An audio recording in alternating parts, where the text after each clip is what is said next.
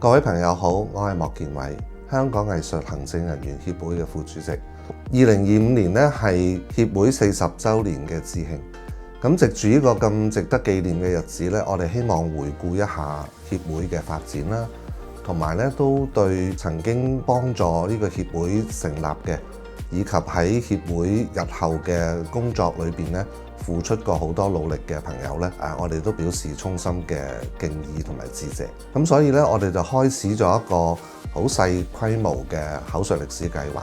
咁希望邀請曾經為協會成立以及咧係推動協會嘅工作嘅朋友咧，分享一下佢哋入行嘅經歷同埋所見所聞。咁從佢哋身上咧，我哋唔單止見到咧藝術行政呢個工作咧嘅歷年嘅變化啦，亦都可以反映到香港藝術文化界嘅一啲發展嘅脈絡嘅。咁我哋揀咗6位朋友咧參加我哋嘅口述歷史計劃啦，包括鍾領海先生啦、錢敏華女士啦、何黎敏儀女士啦、謝俊興先生啦、鄭新文教授啦，同埋譚少文先生。咁佢哋豐富嘅閱歷咧，見證咗唔同機構嘅發展啦，亦都睇到香港文化藝術界咧經歷咗藝團嘅專業化啦、民間籌辦藝術節啦、藝術行政嘅普及教育啦、藝術發展局同埋西九文化藝術中心嘅一啲重要嘅階段發展。咁好多謝幾位朋友咧，就分享佢哋嘅經驗啦，同埋將佢哋寶貴嘅藝術行政文化嘅知識咧，透過我哋呢一個項目咧，可以保存落嚟。咁我哋希望協會啦，同埋同仁咧，都好好利用呢啲知識咧，再作發展啦，為香港文化藝術界咧拓展到更多嘅空間。多謝各位。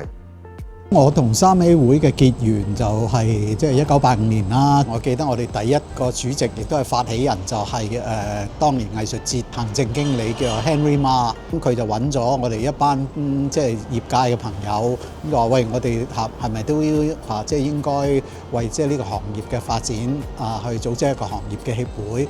咁因為我自己喺英國同埋美國即係讀書嘅經驗咧，都係發覺藝術服務嘅機構，咁真係可以發揮一個即係好大嘅作用，同埋嗰個生態嘅唔同，其實真係影響到每一個機構，無論你係大定細嘅運作。咁所以我自己就係好 buy 佢即係去做行業協會嘅決定咁就做咗創會嘅董事之一啦。我喺3A 會入邊，以前係一個會員啦，咁後期係加入咗理事會。咁其實喺好耐之前咧 ，Tisa 嗰個年代咧，佢就影我夠時間㗎啦，我 step down 㗎啦，你必入嚟做 chairman 啦咁。咁我都話唔得，我要繼續學嘢，我唔能夠去勝任嘅咁。咁後嚟去到阿 Paul 嗰個年代咧，阿 Paul 又話我做完啦，我夠期啦，到你啦。咁我哋都係話唔得。咁其實一直以嚟咧都係擦身而過3A 會。咁今次阿 Vanny 咧，即係上一任主席叫我幫手啦，你真係啦咁。咁所以機緣巧合就接任咗呢一個主席嘅職位。咁我覺得係好開心嘅，當然有咁嘅機會，真係以呢一個身份去同3A 會嘅理事會啦，或者其他嘅會員一齊去諗一啲點樣可以令到更加多年青人去入行啦，或者點樣提供一啲培訓俾一啲新嘅藝術行政人員。因為尤其是我哋好多時候係埋頭苦幹，係咁做，冇時間係會企出嚟或者睇一睇、停一停。周邊有啲咩嘢新嘅事物，我哋可以學習呢？咁早年成立嘅時候，我咧係都有 join 到 as member 嘅，咁都有參與3A 嘅一啲嘅活動嘅。當年嘅活動係當然冇而家咁多啦。我喺2013年咧翻 3A， 咁嗰時就做咗3A 嘅 secretary， 做咗6年啦。之後我就喺2019年做咗主席，做咗4年。而家嘅3A 多咗好多工作啦，起碼每一年有佢嗰個 annual cultural leadership summit 啦，都有好多 training 啦，又多咗啲 cultural exchange 帶隊面向世界啦。咁我覺得好有滿足感嘅喺3A 工作度。哇！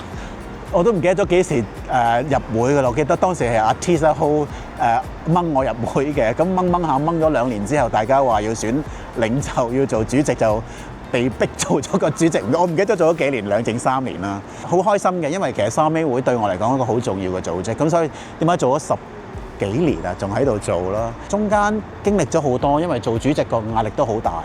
咁我記得當時做嗰陣時要諗一啲新嘢，當時攞 ADC 嘅錢都唔係話太多，亦都佢哋話要3A 會你哋要搞啲新意思喎，如果唔係我哋未必俾呢啲錢你嘅喎。咁所以當時係有個財政壓力咁樣諗啦。咁頭先講啊嘛，窮則變，變則通啊嘛。咁既然話有財政壓力，咪諗咯。咁所以當時諗咗2-3樣嘢嘅，其中一樣嘢就係嗰個101嗰個同有同事啦，阿 Patrick 佢哋諗咗個101出嚟啦。嗰個叫做文化藝術領袖啊，嗰個叫做文化藝術管理101，冇錯。咁然後諗咗呢個新嘅項目。咁當時亦都好清晰嘅一個對象群係邊啲朋友會參加啦。咁諗咗一大扎嘢，亦都諗咗個 curation， 諗咗邊個去講啊，成。咁時至今日，我諗都5-6年啦，係嘛？咁好似成為咗我哋而家3A 會嘅一個招牌嘅一個項目，咁都好開心。咁當然唔係我嘅功勞啦，係全體嘅功勞，係同事嘅功勞啦，係成個 board 嘅功勞啦。咁另外一樣嘢，我覺得亦都唔係我創出嚟嘅，呢樣嘢係文化領袖論壇。咁亦都係阿 Teresa Ho 當年10幾年前生出嚟嘅一個項目啦。咁喺我手上邊，大家要諗下點樣可以再做得好啲。咁中間亦都轉個地方做咗唔同嘅一啲即係變更啦。咁與時共進啦。咁呢兩樣嘢係我自己覺得我幾年裏邊做主席嘅一啲少少嘅貢獻，亦都係幾大嘅挑戰，但都好好玩。成件事非常之好玩。我覺得咧，作為藝術行政人員咧，要做好專業咧，係需要3個字：要有情、要有心、要有力。個情咧係對文化藝術一種嘅情懷，呢個情懷係超越嗰個興趣嘅。你可以係一見鐘情，你可以係日久生情，更加好嘅你可以學多情。你對文化藝術係多元嘅喜好，咁啊要有心，有心咧你係要有心嘅投入。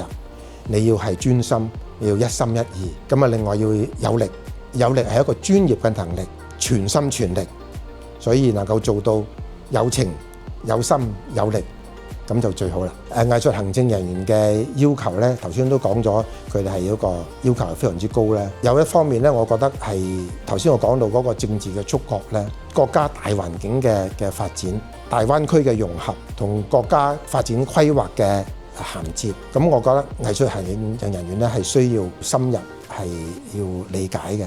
咁我覺得藝術行政你都要有個宏觀，咁係幫助到你做出一啲決定。咁其實嗰啲決定咧都係即係有心嘅，你中意嗰樣嘢，咁你就向嗰邊睇下有啲咩嘢可以做。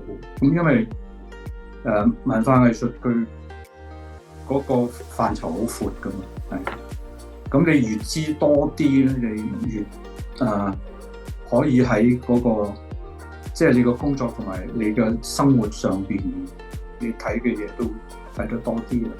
其實需要專業知識先至做到嘅嘢就係專業㗎啦。藝術行政有好多嘢啦嚇，咁你包括技術上邊嘅嘢啦，例如舞台嘅設計啊、展覽空間嘅設計啊、燈光啊、服裝啊呢啲嘢，你冇專業嘅知識咁去做唔到。我諗個個人都會覺得，即係喂，你要最低限度你有個基本嘅認知，你先可以做到。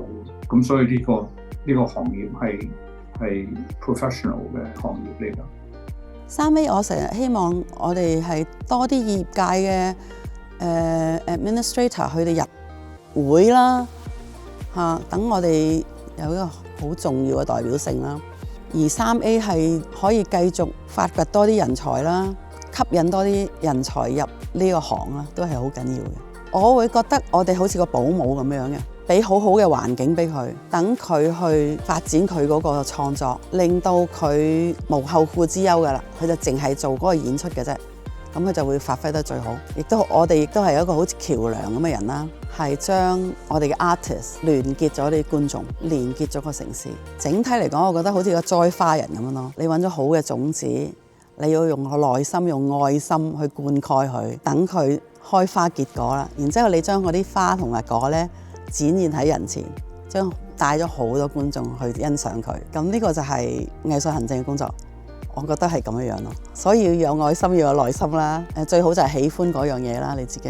負責啲領航者嘅，咁就要有個 critical mind thinking 啦，有豐富嘅想像力啦，都好緊要啦。因為我哋係一個 creative industry 係咪？就算係好傳統嘅音樂，你都可以諗一啲好特別嘅形式，吸引多啲觀眾咯。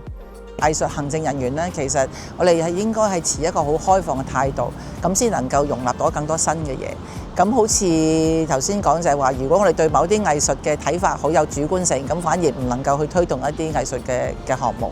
咁同樣地呢，就係藝術行政睇到而家大嘅藝文環境呢，咁就亦都係我哋會應該要持一個開放嘅態度。以前嚟講下冇 WhatsApp 啊，或者冇咁多 Internet 嘅時候，好多時候就淨係喺香港呢個地方發生。